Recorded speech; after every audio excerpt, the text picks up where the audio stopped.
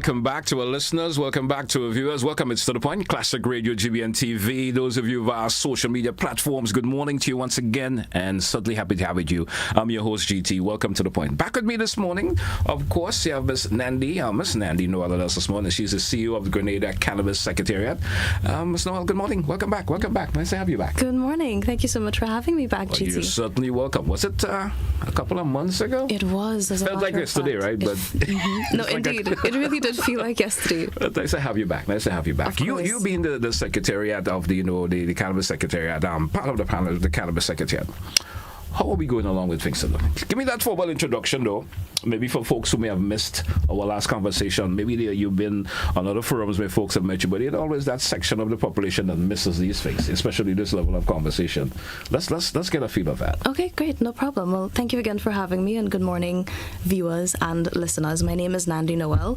I am the CEO of the Cannabis Secretariat, and I can say that cannabis reform is something that we've been working on quite deliberately for a number of years, and I'd say our greatest milestone really culminated in January of this year, and I think GTV that's when we had our last conversation, just before the passage of that bill. But cannabis reform is progressing in deliberate phases.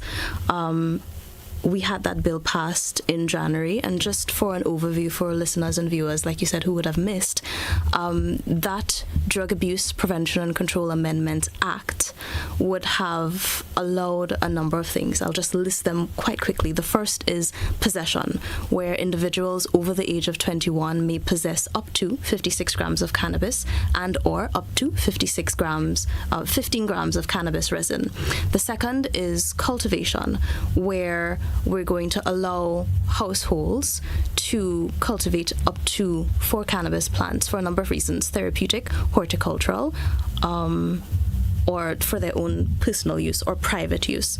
The third is for sacramental use by our Rastafari. We know that the Rastafari has been pushing and fighting for their rights for a very long time, and considering that it is a constitutional right, we at the Cannabis Commission felt that it's only correct ethically for us to join their fight on their behalf for this. So I'm so happy to say that that's one thing that Parliament did pass in January as part of the amendments. The fourth is expungement. We have too many young men and women, be it out of prison or in prison, who have criminal records or is in prison because of some of the things that have now been passed into law. So it's only correct that we work along with the Rehabilitation of Offenders Board to get those applications in and to get those criminal records cleared. And that's one thing we also got passed in conjunction with the amendments to the Drug Abuse Prevention and Control Act. We also amended the Rehabilitation Offenders Act as well. And I can always speak more on that later on if we have the time for that. But moving along, the fifth thing is prohibition. You may recall from our conversation in January, we would have pushed discussion on the policy statement for cannabis decriminalization, and we covered a number of things, mainly public health and safety. We spoke about the protection of children and young persons. We spoke about social justice and social equity and so forth.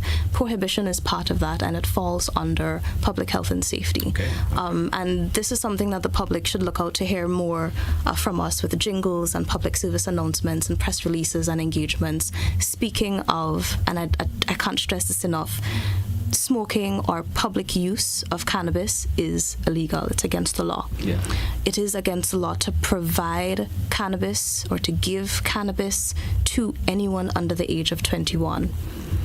And of course, commerce, the sale the buying of cannabis still remains illegal by law. So please keep that in mind, especially as we matriculate into our carnival season. Well, season open, essentially. It is open.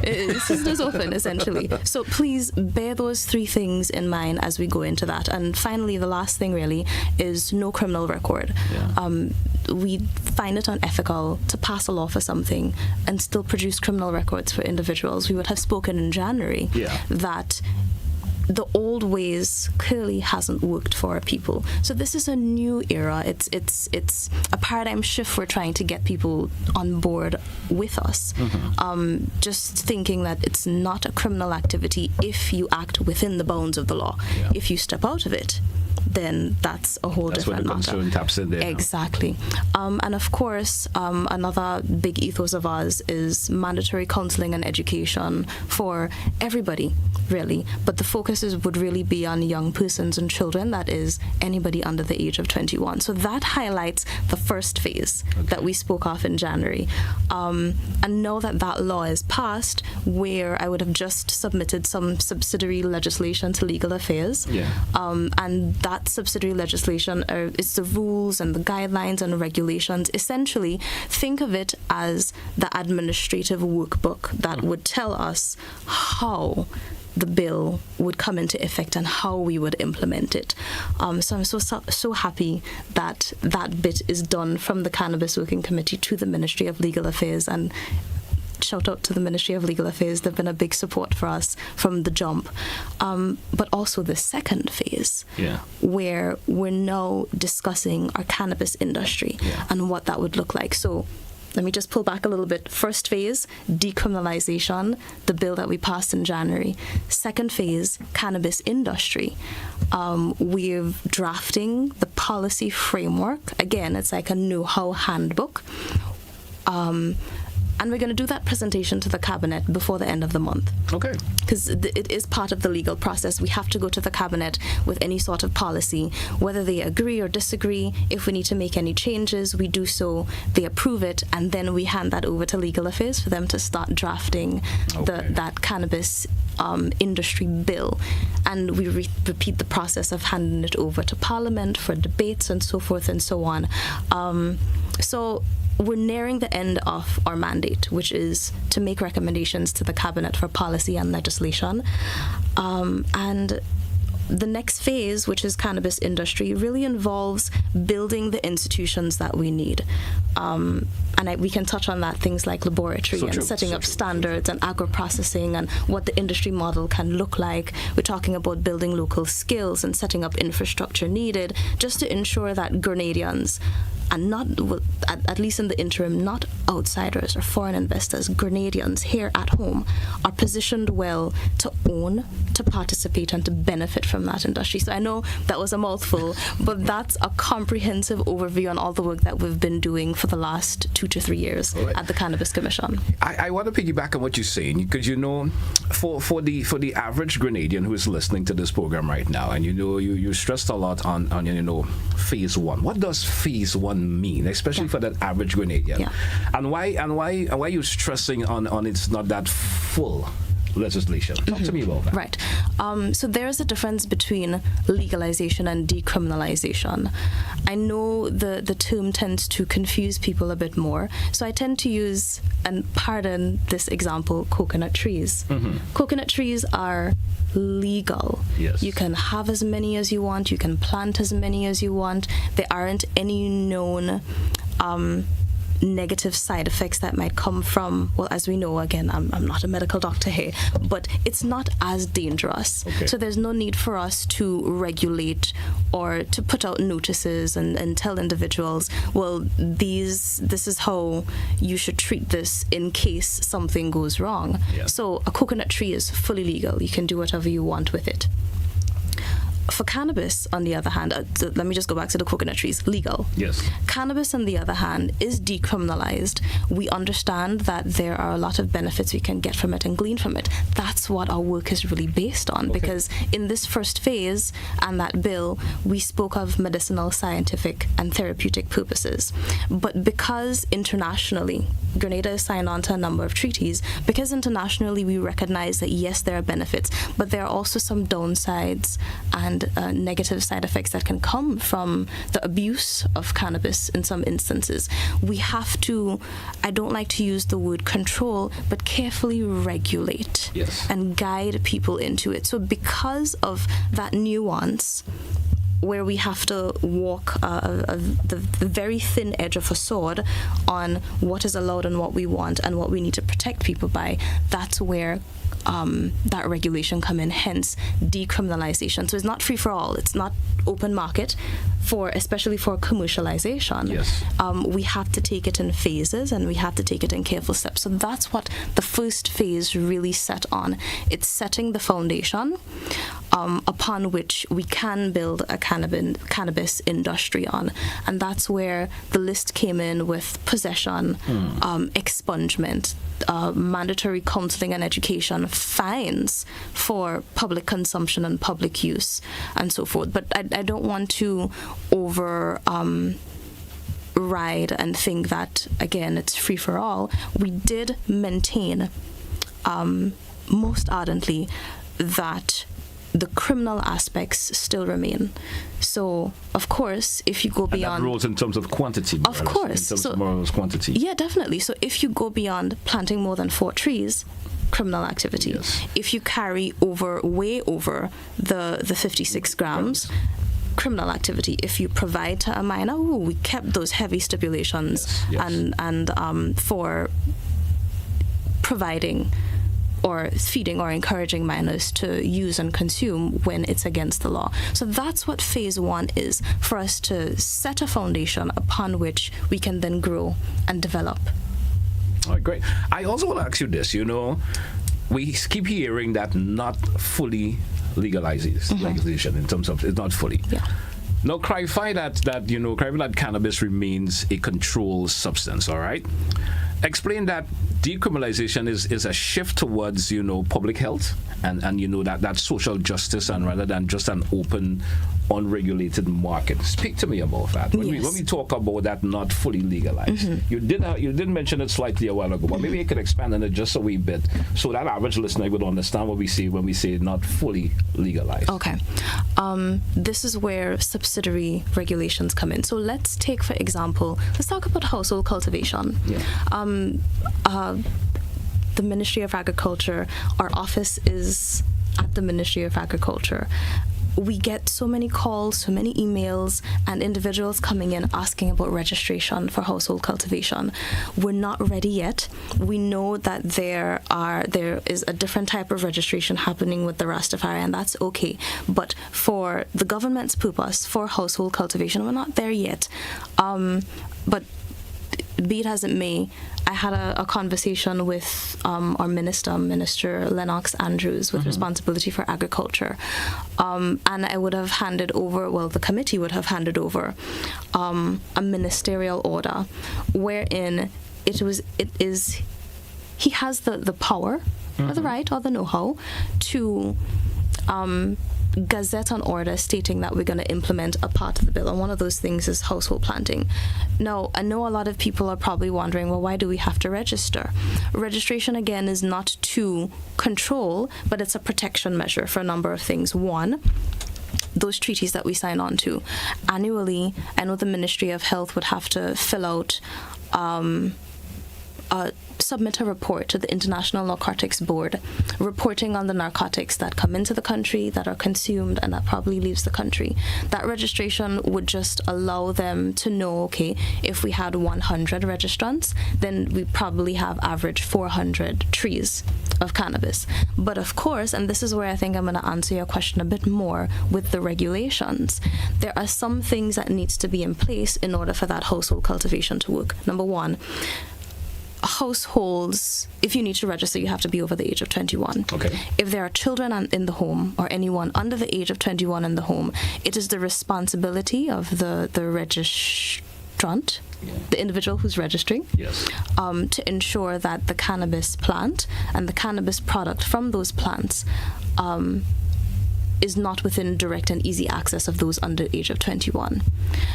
It is preferred that if the plants are outside, then pedestrians or anyone walking or passing along the street shouldn't be able to see or have direct access to those plants because they're yours. Yes. It'll be preferred if the area is fenced. And most definitely, we know childcare is a very important and integral part of our own development. So if childcare is happening at that place of residence. We don't want, again, those kids having access to the cannabis plants or the products. Just for mere playing with, or mere that is just of that open visual of it also. Yeah, correct. I mean, youngsters understand what's going on in the world today. Correct. You understand? And so do you think how difficult it would be to really have that level of enforcement when it comes to that, where, in the actual personal cultivation of it? Do you think it's going to be a challenge having to, to of course, encourage folks to go along with those particular guidelines? You foresee that? In truth, GT, I don't. Yeah. But that's just my personal opinion on it. As Grenadians, we're smart people. All right. And we tend to, and I suppose that's where our national pride comes from. We exercise a very high sense of discernment. So I don't see it being a problem. But even taking a wider approach to it, when we look at what's happening in other Caribbean countries who would have also gone ahead and decriminalized cannabis, there hasn't been any reports or increase in statistics that suggests that household planting and cultivation or an increased access because of industry leads to an exorbitant amount of issues. Now, of course, it is the onus is on the Cannabis Commission, and of course, once we matriculate into industry, it will become a cannabis regulatory authority.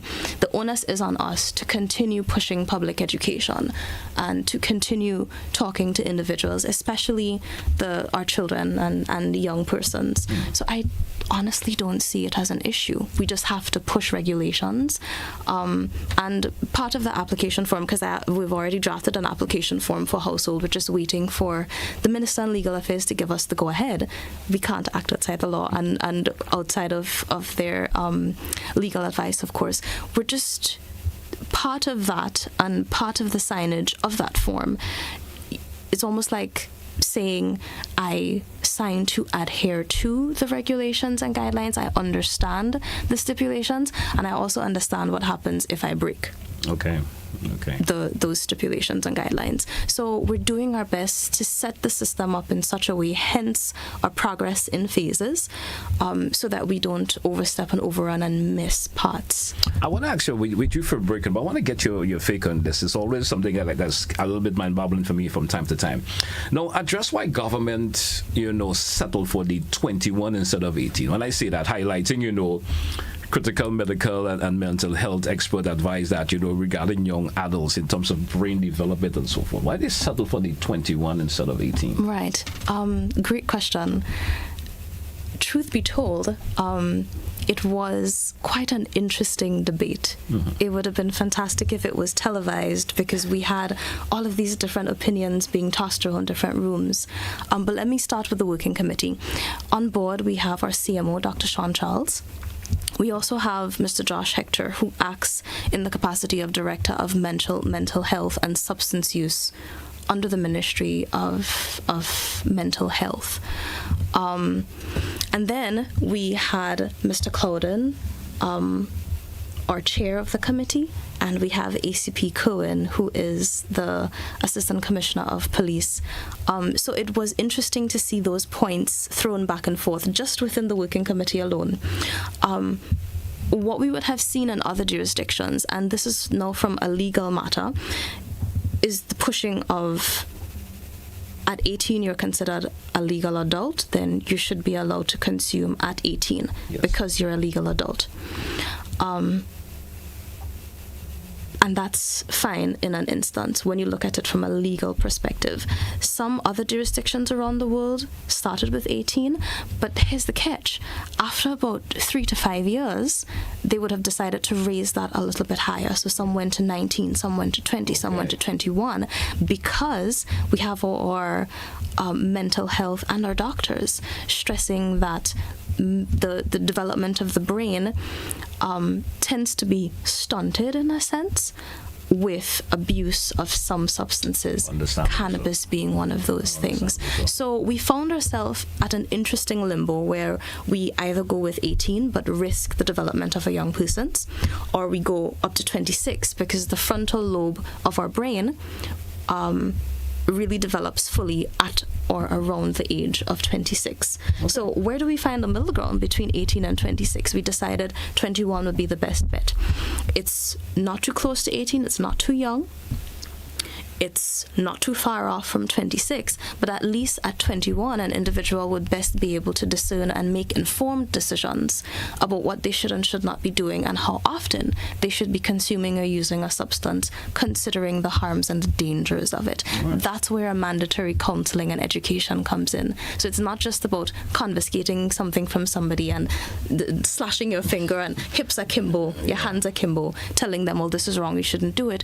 We want to talk to them about it, so that they can get to a stage of understanding, fill those gaps, because if you teach one, then technically speaking, you teach thousands, because that one can teach 7 more, and those 7 more would teach another 7 more. So it extrapolates over time. That was our thinking as to why we chose 21 as opposed to 18. All right. So all we do for a break. Let's take it. We come back. We continue the conversation. Stay with us, folks. To the point. Classic Radio GBN TV. We will be right back. Served Grenada for decades, we are the #1 and largest electrical supplier. Hi, welcome to Sunny Electrical. How may I help? We offer electrical wire accessories, tools, and appliances for all residential, commercial, and industrial applications, which is what we are known for. And we expanded our products with new innovative ways to modernize your home. New homeowners will be captivated in our lighting showrooms. Some pendant lights here. These are very multifunctional because they can work for kitchens, living rooms, bedrooms. We have a wide selection of lighting, ranging from indoor to outdoor and solar. We are also available for site visit services to assist you with selecting the perfect light for your forever home. We are located at Dusty Highway in Grenada and St. George. Sudden Electrical.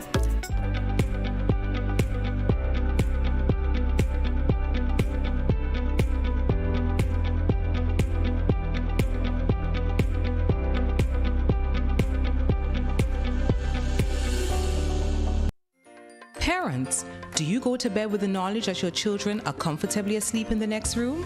Or are they allowed to attend every FET advertised? You are responsible for the safety and well-being of your children, and it is your responsibility to know their whereabouts. Children should not be at adult events. Please guide your children, engage them in age-appropriate activities. Let us be spicy parents for this carnival season and beyond. S. Speak to your children about positive behavior. P. Pay attention to them at all times. I. Inspire good behavior in your children by also displaying good behavior. C. Check with your children. Always know their whereabouts. Y. You are responsible for your children. Maintain control to keep them safe.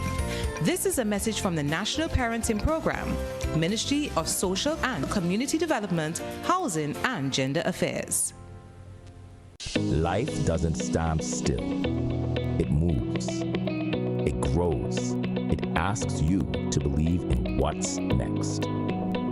Your first car. Owning your home. The business you build.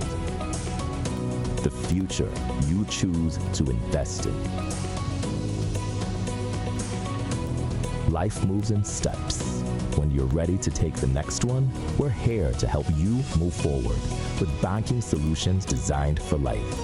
From vehicle financing and mortgages to education savings, credit solutions, and support for your growing business. Republic Bank, ready for life, every step.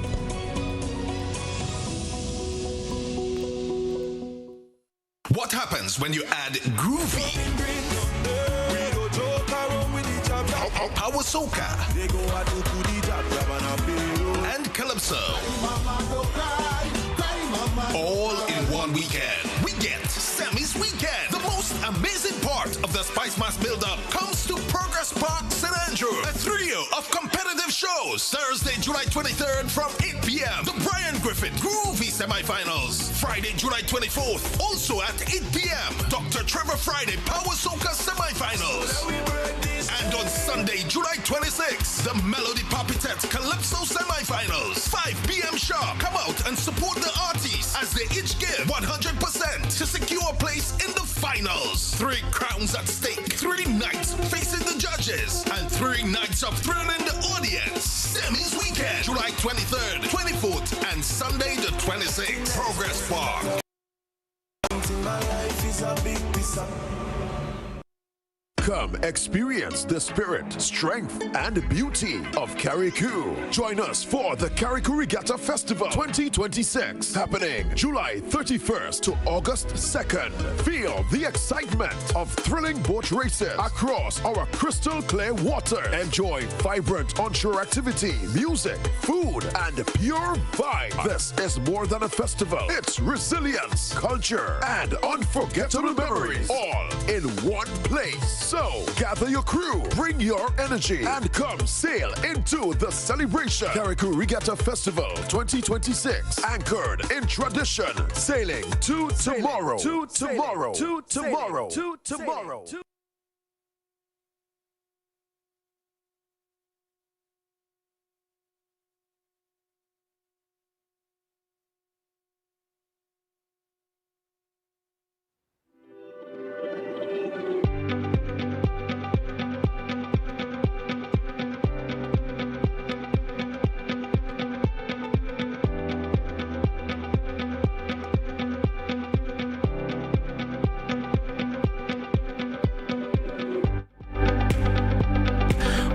Welcome back to our listeners. Welcome back to our viewers once again. Of course, we have with us this morning on today's edition of To The Point.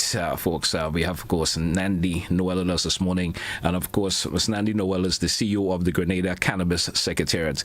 Ms. Noel, welcome back. Welcome back. I want to drift our conversation a wee bit into this stage right now. Mm-hmm. Now, the cannabis industry, the outlook for it, as we're talking about the outlook and the model that is intended.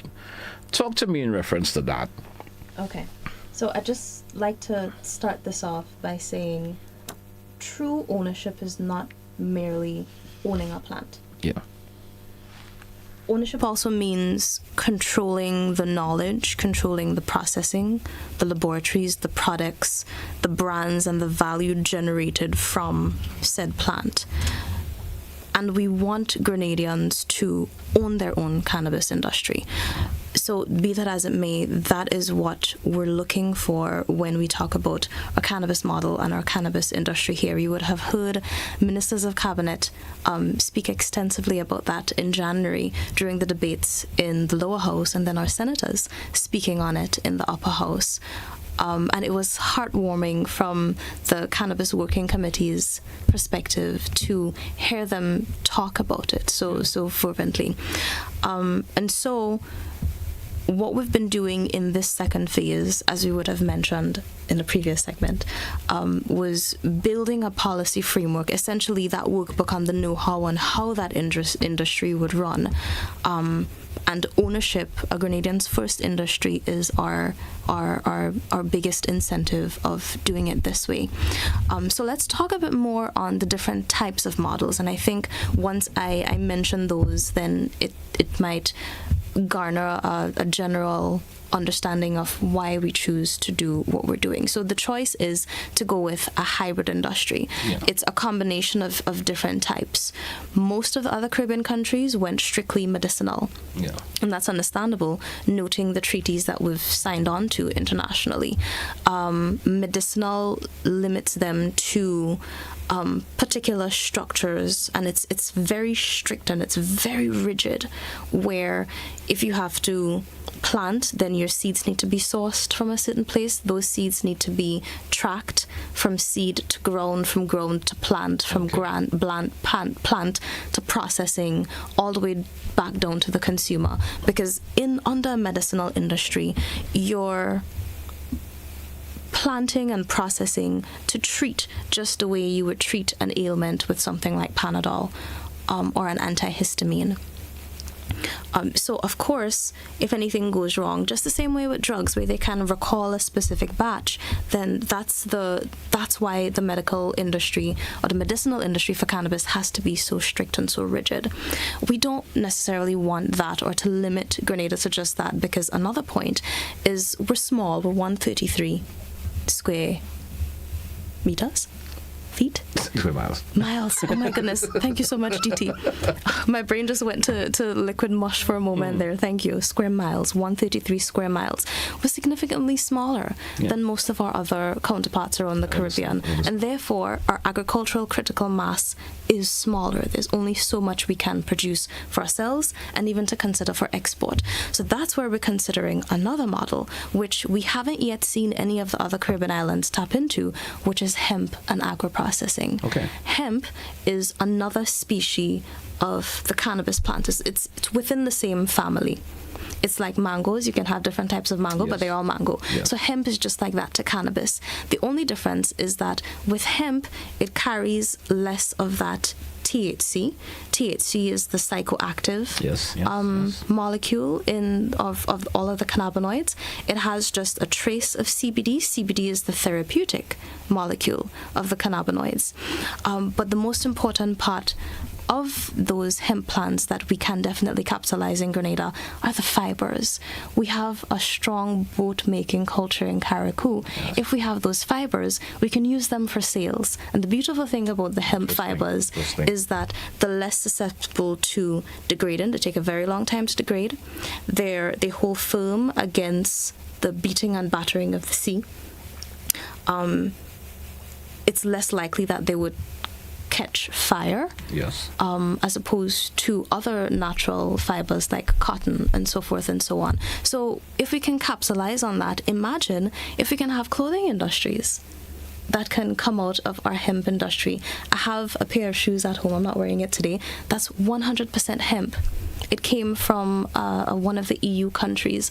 They're looking into it. So if we can tap into that as well, imagine how we can go, especially since we've been saying cannabis, the industry is not just a puff and pass. It's not just medicinal. It's not just smoking. It's not just the incorporation into food and beverage. It's way more than that. And that's what we want to capitalize by having this hybrid model. And that's why we want Grenadians to own it.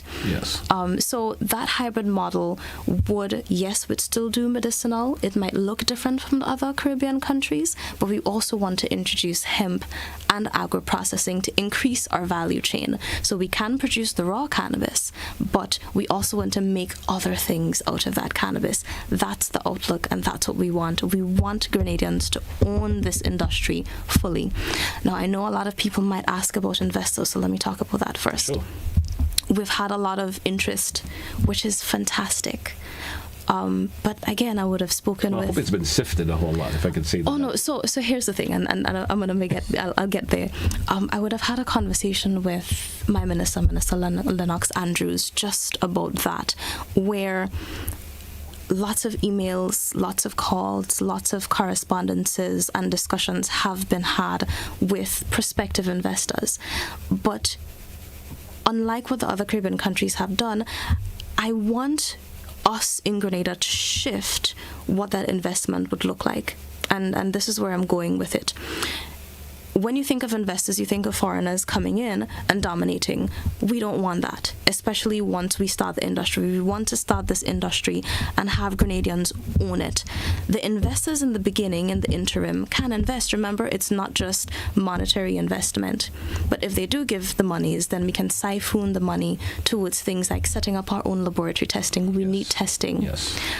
We need security measures. We need their technical investment, where they can come and give advice on some things, help us to figure out the best agricultural practices, help us to figure out the best way to process a particular molecule without killing off too much of it, whether it mean less heat or more pressing.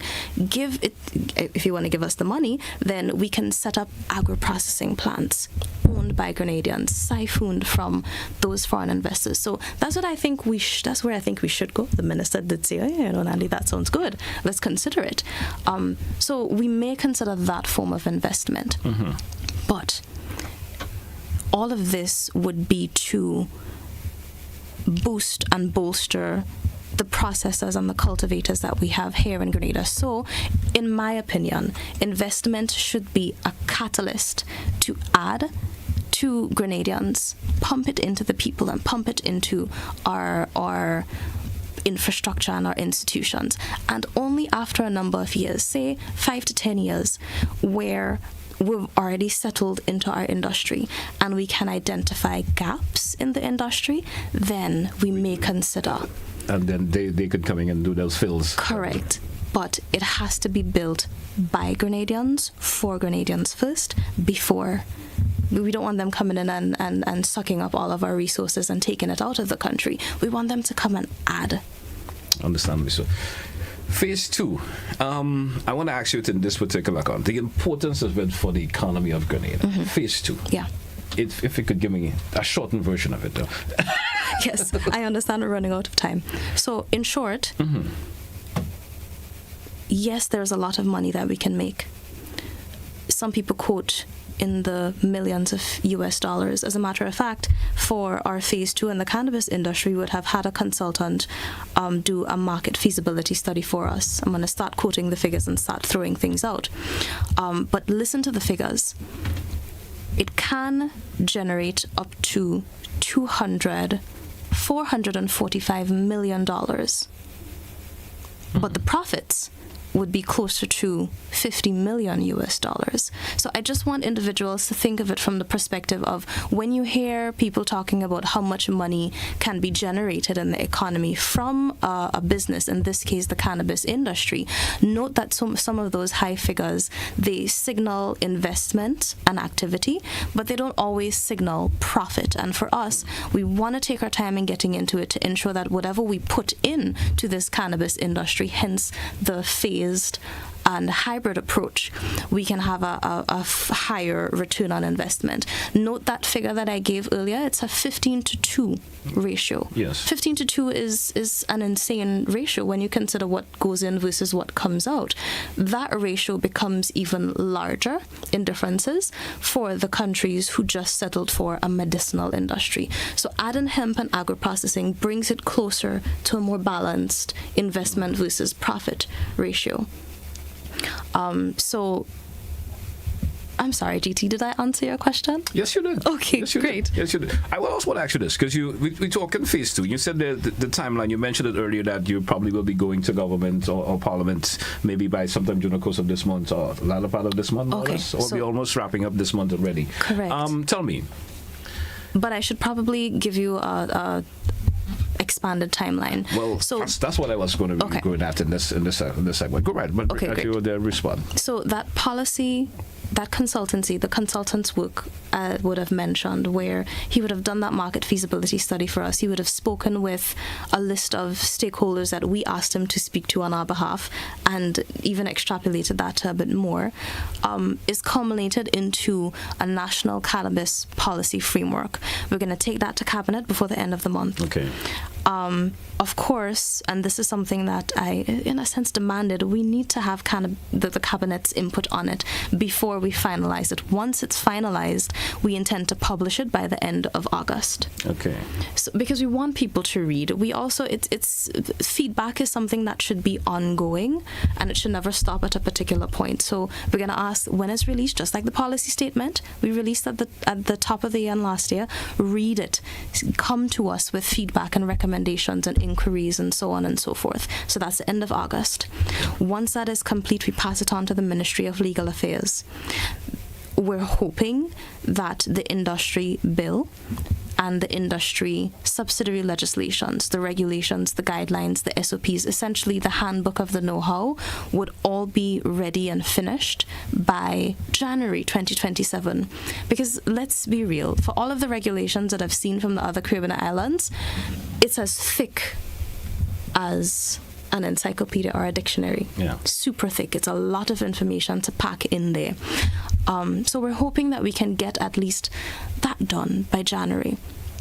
And then once Cabinet approves of it, we pass it on to Parliament. And it goes through the same process that we did in January, where it's debated in the lower house, it's passed on to the upper house.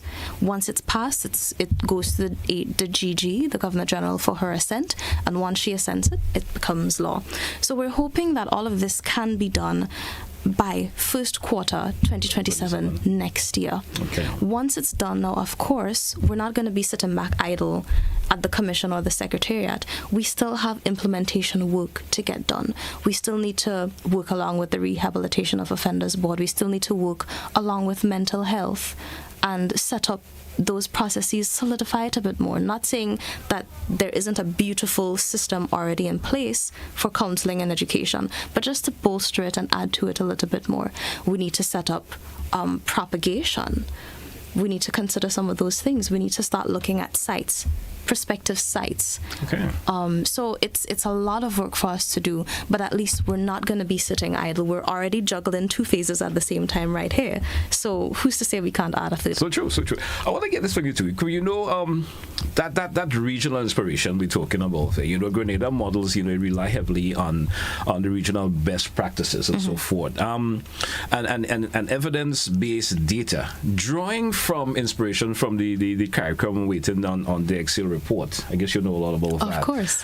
As well as a framework example, you know, St. Vincent, Jamaica, and Kitts. Talk to me about that in terms of that regional inspiration. Okay. Great question, and I'm so happy you brought it up. There is a Caribbean Cannabis Alliance, as I can call it, where all of the leaders in the cannabis industry, especially the regulatory bodies, we speak to each other. Yeah. We talk to each other constantly, at least once a week. There is, and the underlying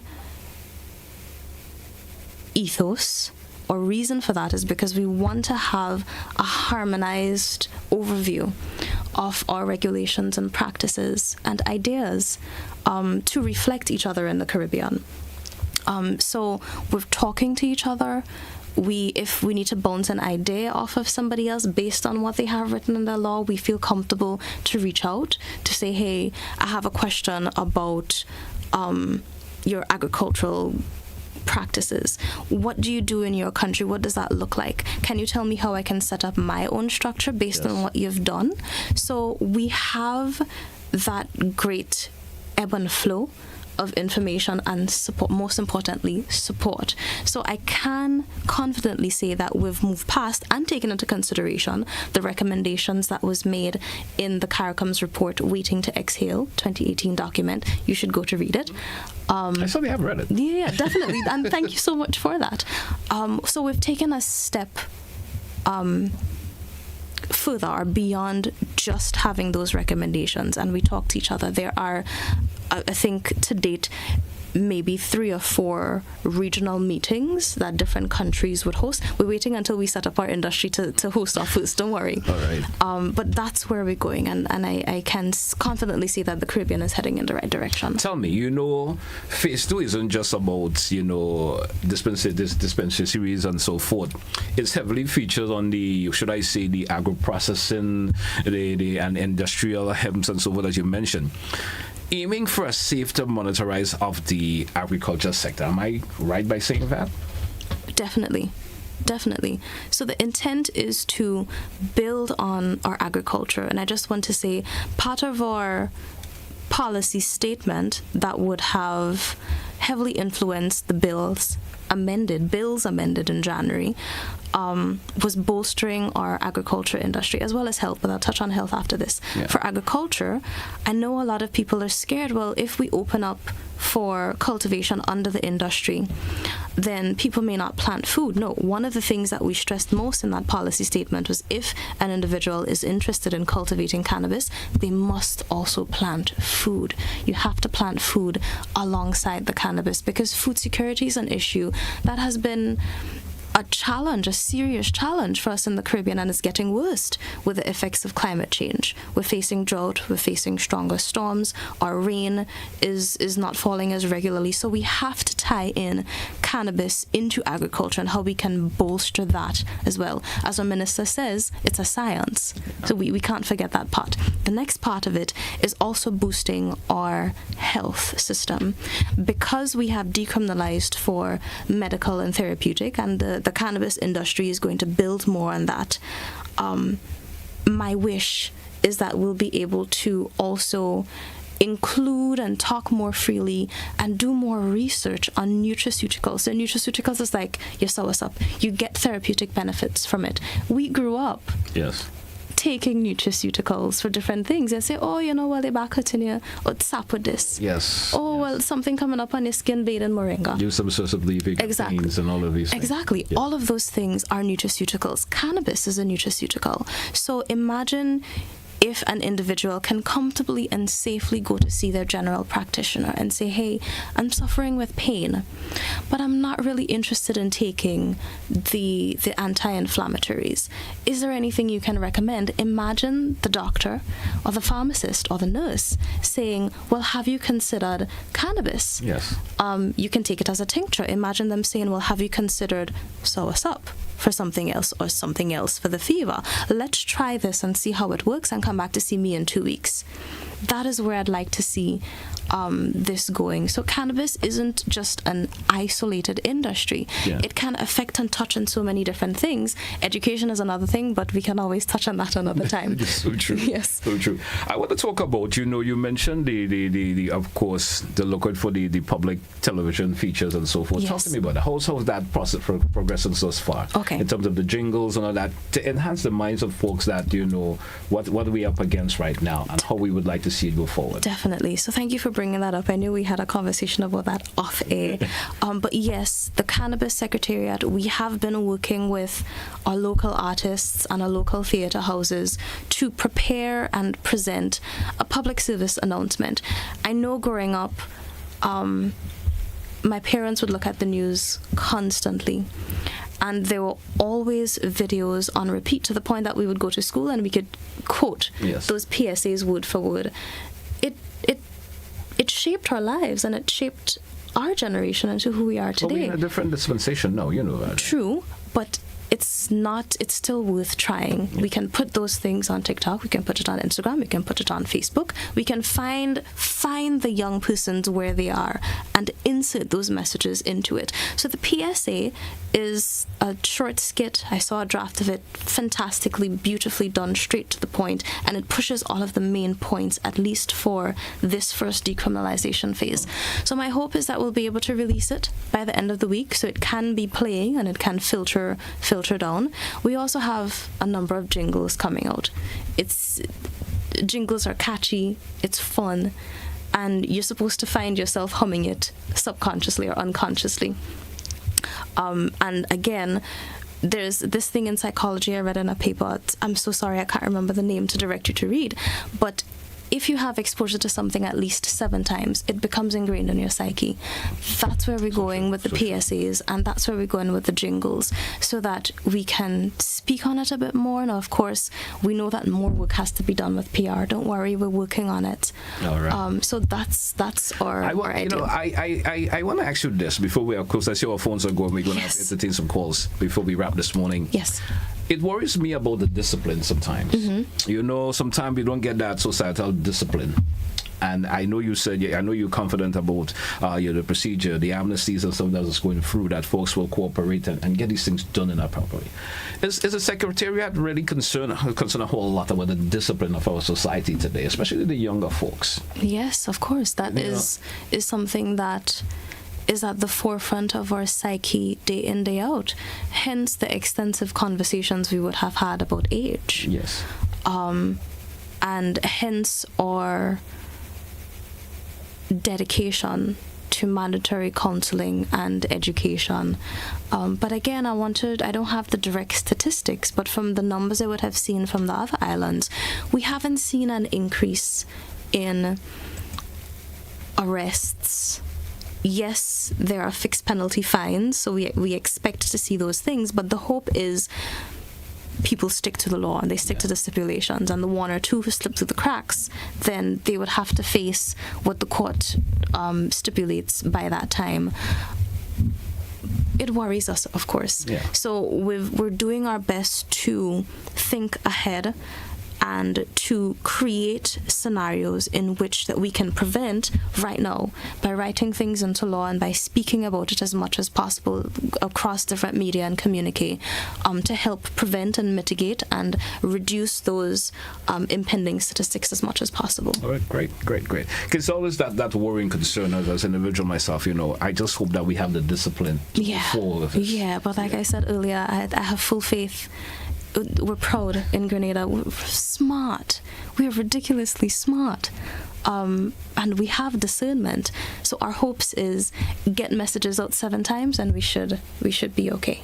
All right. 435-2041, 435. We do have a couple more minutes left on the program, and I know there are listeners and viewers out there who may want to tap in with a question or two, of course, in relation to your concern. Feel free to do so in this segment, 435. We have the direct line and also the WhatsApp. If you want to call in or you want to send a message via the WhatsApp, suddenly you could do that. Let's take our first caller. Caller, you're live. Good morning. Welcome. Pleasant good morning. Good morning to you, sir. You guess very carefully.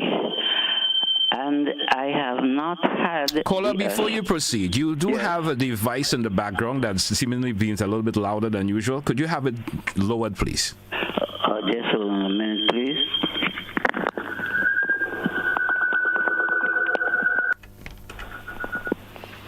All right, you there, caller? Yeah. Go right ahead, hearing please. Me now? Yes, go right ahead.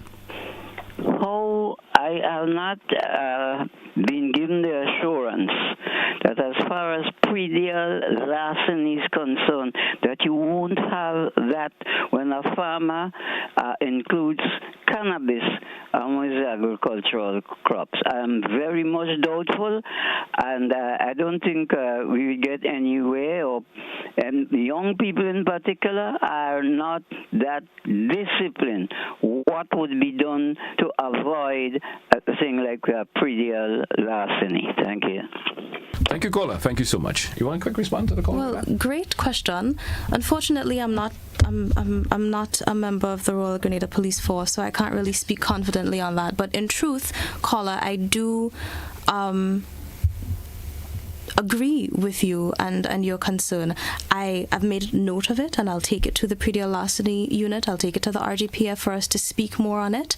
But one thing I can tell you for sure is part of the work that we're doing with the policy framework for the cannabis industry we're drafting is to speak on security measures.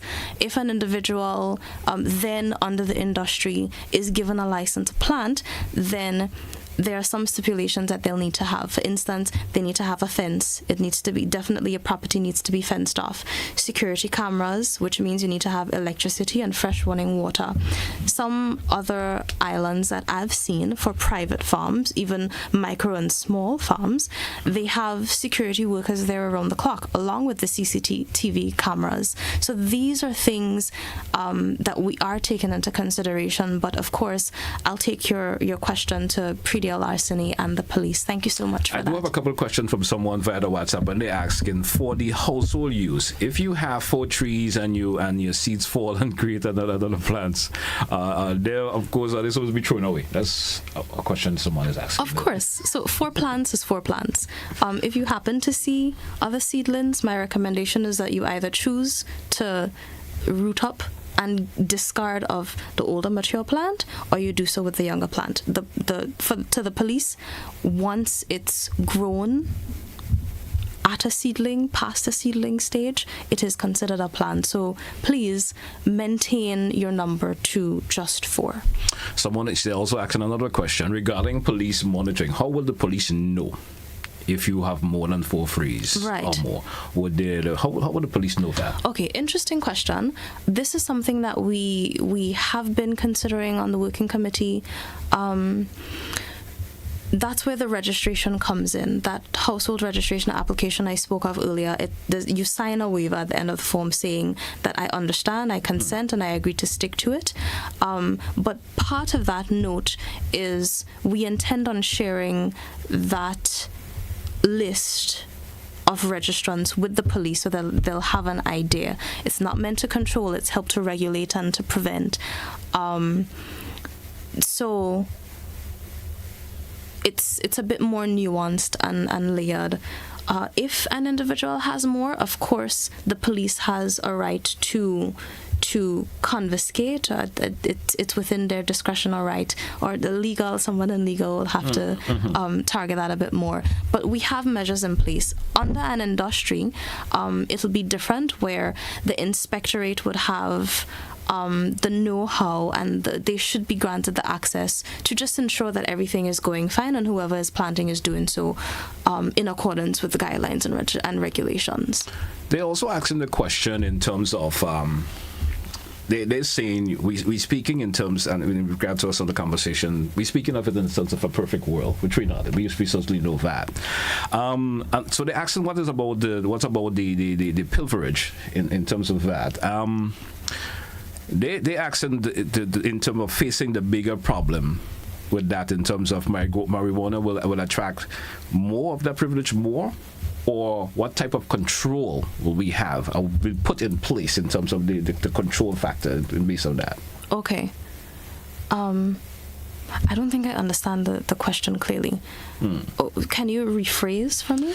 Well, I think they're talking in terms of the control factor in relation to it. Okay. Right? To if the I can put it in my own terms, initiating the control factor. Okay. And we're talking about the facing all those big problems that we know that occur in terms of the use of marijuana and stuff, and the sales of it and so forth. So they're asking what control will we have? Okay. Put in place now I understand. Well, especially what we put in place to control that. Yes. So that's where our regulations, guidelines, and SOPs come in. It's not just going to be a piece of paper with a list of things that has to be done. We would have the police on board with us. The Bar Association would be on board with more education on what those know-hows would be like. And of course, once we get to an industry phase and we start talking about licensing and commerce and industry and agro-processing, everybody would have, let's say, their own handbook that they would have to follow. And under a cannabis regulatory authority, you would have inspectors or an inspectorate that would and should pop up sporadically just to check in to make sure, well, are you keeping all of your books? Last, you were supposed to transport 100 pounds of cannabis from this cultivation site to your office, but we see here that by the time it got to the office, there was only 87 pounds. What happened to the others? So those are the measures that we're drafting in, and of course we're not reinventing the wheel. We're learning from our other islands. So those are measures that we're taking into consideration. We do have a caller, which will be our final caller for the morning. Caller via WhatsApp. You're live. Good morning. Welcome. Good morning, GT. Good morning to your guest. She speaks very well. GT, my question quick, right? Okay, I know like in New York, right, where marijuana is legalized, right? And then it so happened that the seeds that you get, you have to purchase it. So I want to know if it will be the same system in Grenada, where the Ministry of Agriculture will be providing the seed, or you could just like plant as usual, like how people grow the marijuana and they have the seed, they plant it. So I want to know if it's something that you have to purchase first. Thank you, caller. Thank you so much. Yeah. Thank you. Great question, and I appreciate the question. From the conversations that we have been having, we're looking for a mixed approach. If you have your seeds, once we get to the point where individuals can plant at home, and even for industry, if you have your seed and you want to plant it, sure. We're not going to be regulating that. However, under an industry perspective, then we may have to regulate where the seeds come from, because they would have to be traced, and we may also have to regulate. We're talking about traceability. Yeah. Yes, because under industry, it's we have to develop it past the point of a plant, and we have to extract and do all of those processing. So we're looking for that being both ways. As a matter of fact, I would have already started speaking with agronomy in the Ministry of Agriculture, and they have shown promise and willingness in propagating. So you'd hear more from the Ministry of Agriculture and the government when we get to that point. But just to answer your question, we're looking at doing doing a mixture of both. All right. Of course, as Noel, we have to take a wrap for today's edition of To The Point. Of course, I wish we could go on even further. I would certainly like to have you come back, as there's so much I want to expand on that. I think we have touched a lot of ground this morning, but there's so much more that we need to of course, get into. But I want to thank you a whole lot. Thank you so much. Always coming by and smoothly explaining the process. And I certainly hope all listeners and viewers are getting a drift of it. And we certainly need more of this in terms of the conversation like this. Agreed. We need much more. Agreed. I want to thank you once again, and best wishes for the rest of the day. Yes, thank you so much, DT, and thank you so much, listeners, viewers. Have a happy and safe carnival. And the same goes out to you. Thank you. Thank you. Hey, folks, that's what we're going to wrap today's edition of To The Point. Thanks all who contributed to today's program. Have a good one, folks. That's where we say goodbye.